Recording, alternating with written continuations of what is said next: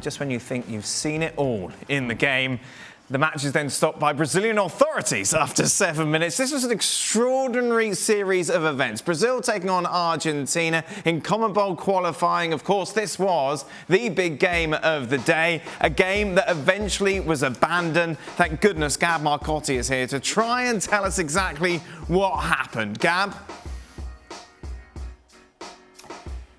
Okay, so, wow. All right, so there's 4 Argentine players who, Emi Buendia, Emi Martinez, Romero, and Lo Celso, who, as you know, play their football in the United Kingdom for Tottenham and Aston Villa, respectively.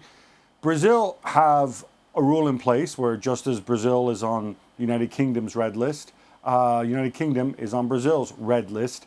And that means that anybody entering the country has to quarantine for 10 days if they've been in this case, the United Kingdom, over the previous 2 weeks. Now, these 4 players, as they came in, apparently they didn't put the fact that they had been in the United Kingdom on there, or whoever filled out their forms for them, didn't put them in the forms at the airport. The Brazilian authorities noticed this. It took them a couple of days because they'd been there for 3 days. There's different reports about how hard they tried or whether they were able to go and approach them and either deport them or get them to quarantine.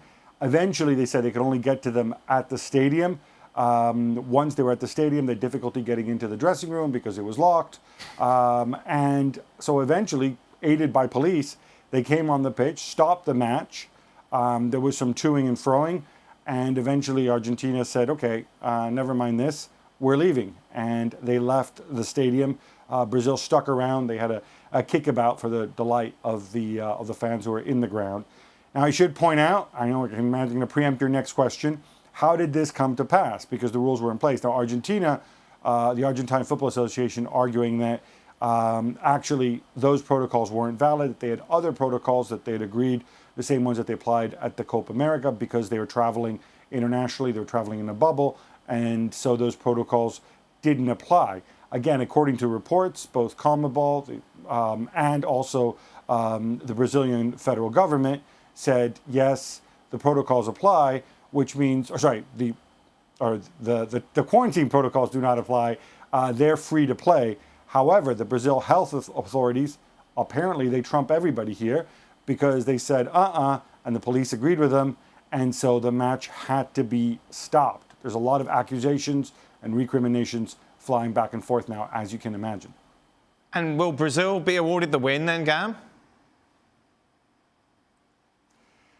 That's a great question. CONMEBOL were very quick to say, oh, this isn't our responsibility. FIFA will sort this out because this is World Cup qualifying. It is a real hornet's nest. Now, it's a really difficult one because, again, I am speculating here, speculation warning. I can't imagine people like Buendia and Martinez and Romero would have intentionally lied on their forms and thought, nobody knows who we are because we play for Villa and Spurs, so we'll get away with it. Nobody's going to realize that, we were actually in England playing in Premier League matches.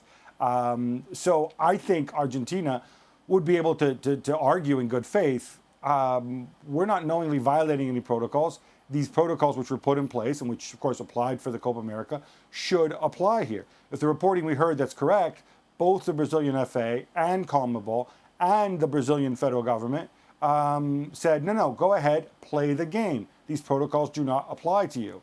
That's my initial impressions. You can't really punish them.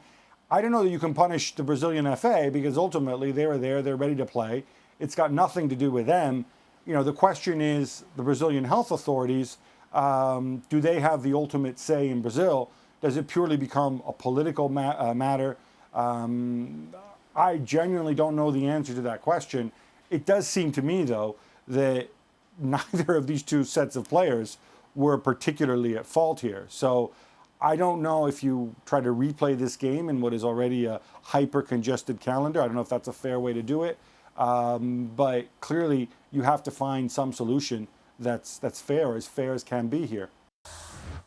Well, thank you very much for watching ESPN on YouTube. For more sports highlights and analysis, be sure to download the ESPN app. And for live streaming, premium content, and let's not forget as well, ESPN FC 7 days a week. Subscribe to ESPN+.